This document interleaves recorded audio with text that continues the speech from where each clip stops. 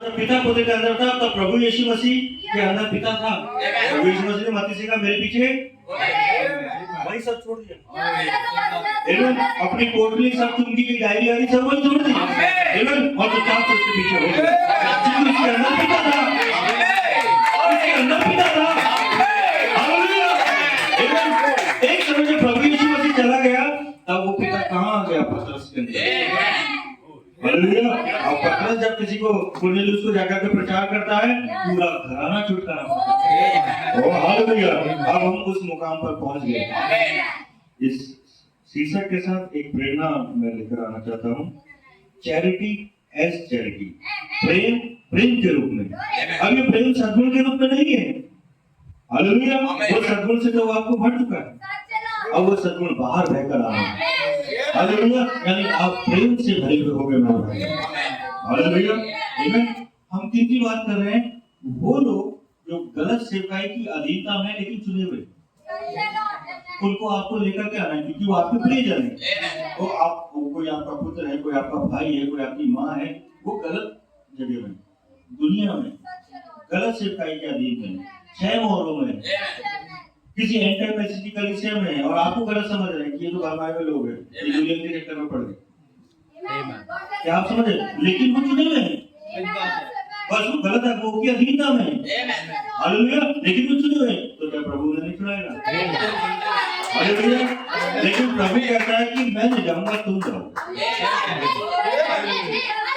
प्रभु यीशु मसीह ने कहा जैसा पिता ने मुझे भेजा मैं तुम्हें भेजता हूँ। और पिता ने उसे कैसे भेजा? पिता उसके अंदर होकर गया। प्रभु यीशु मसीह कहता मैं और पिता उसके पास आएंगे, यानी वो आपके अंदर होगा और आपको भेजेगा। इसलिए हमने वचन से ठीक पहले आत्मा की अगुवाई में उस गीत को गाया, ले चल प्रभु। मैं चलूं। तुम्हें अगर पुकारा है तो मैं हाजिर हूँ। मैं लायक नहीं हूँ लेकिन तुम्हें कहा है। प्रभु तू तो गधी को बुलवा सकता है, तो कभी बोले नहीं, तू गधी को बुलवा सकता है तो फिर मैं कहता भाई कौन कहते यदि एक डंकी अगर एक गधा भी इस संदेश को प्रचार करता है तो मैं उसकी सुनूंगा।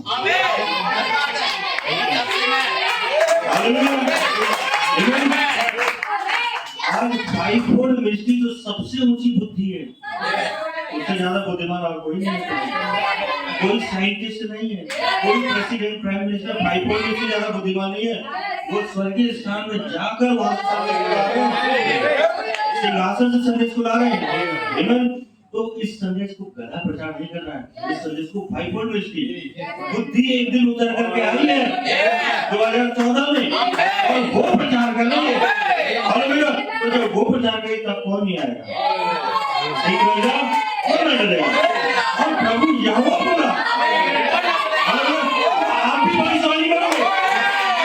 हालेलुया। अब समय आ गया मेरे बात ये आपकी सेवकाई जैसे पर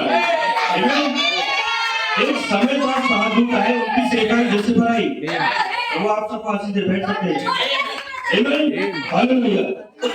एक समय था कि साधु अपने अपने समय में आए, पहली कलीसिया का दूध, दूसरी कलीसिया का दूध, सातवीं कलीसिया भाई बहन तक आकर के चले गए, भाई कॉल में आए।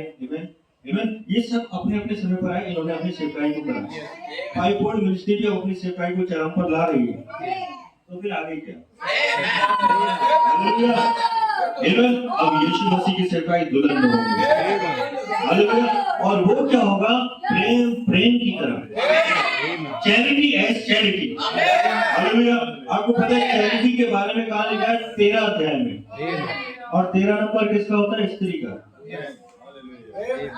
आप हो चैरिटी, आप असली चैरिटी हो। हालेलुया। यूहन्ना 7 अध्याय में प्रभु यीशु मसीह जो दूल्हा था वो इस बात को बोल रहा जो प्यासा हुआ है, और भाई 17 में कौन बोल रहा है? दुल्हन। वो दुल्हन के अंदर वही दूल्हा खड़ा और वो बोल रहा जो प्यासा हुआ है। हालेलुया। नबी बताता प्यास कैसे बुझेगी? संदेश। नबी कहता लोग नशा करते हैं, लोग डांस क्लब पार्टियों में जाते हैं, और बहुत सारी चीजें करते हैं, महंगी महंगी शॉपिंग करते हैं और सोचते उससे जो प्यास परमेश्वर के प्रति उनके अंदर है, प्यास संदेश आपने नबी को पढ़ा होगा, उससे उस प्यास को बुझा सकते, लेकिन वो बुझते ही नहीं। एक शराबी शराब पीने के बाद और शराब मांगता है, एक सिगरेट पीने वाला और सिगरेट मांगता है, एक व्यभिचारी और व्यभिचार करना चाहता है, एक डांस क्लब में जाने वाला और ज्यादा और उस अश्लीलता में जाना चाहता है, एक शॉपिंग करने के बाद आपको फिर लगता है कि और महंगी शॉपिंग करने की इच्छा नहीं हुई, मकान में लाखों रुपए लगाने के बाद आपको अभी भी मजा लिया और ज्यादा। तो ये दुनिया की प्यास खत्म नहीं होती, लेकिन ये प्यास आपके अंदर है, इसका मतलब एक असली प्यास भी है और वो प्यास परमेश्वर के प्रति है और उस प्यास को दुनिया की चीजों से नहीं बुझाया जा सकता है। हालेलुया। उसके लिए क्या चाहिए? जीवन का जल क्षेत्र में चाहिए। हालेलुया। आमीन। सेतमेत का मतलब नबी ने बताया फ्री।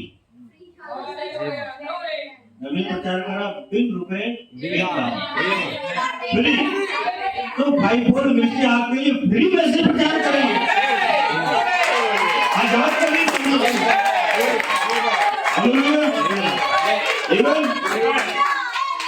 इसलिए मैं भाई ओबेद दशमांश वाला पादरी नहीं हूँ।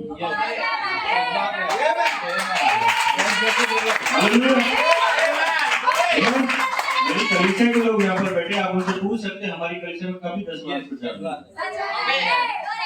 दुल्हन इतनी ऊंचाई पर आ गई कि उसके पास प्रकाशन है कि जब मैं ऐसा करूंगी मुझे आशीष मिलेगी, और ये संदेश में लिखा है और हम भाई बहन के संदेश से काफी आगे आ गए। तो वहां लिखा है आज हम कहा है छोटी इमारत में, और छोटी इमारत में सिर्फ प्रेम है, प्रेम के रूप में। तो हमें 8वां अंश 9वां अंश 10वां कुछ प्रचार करनी, ये मैसेज ही नहीं है, ये मैसेज नहीं है मेरे भाई बहनों।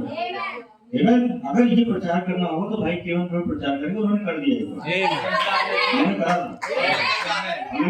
ये अथॉरिटी जो है ये मेल्किसेदेक के पास और मेल्किसेदेक कहाँ है?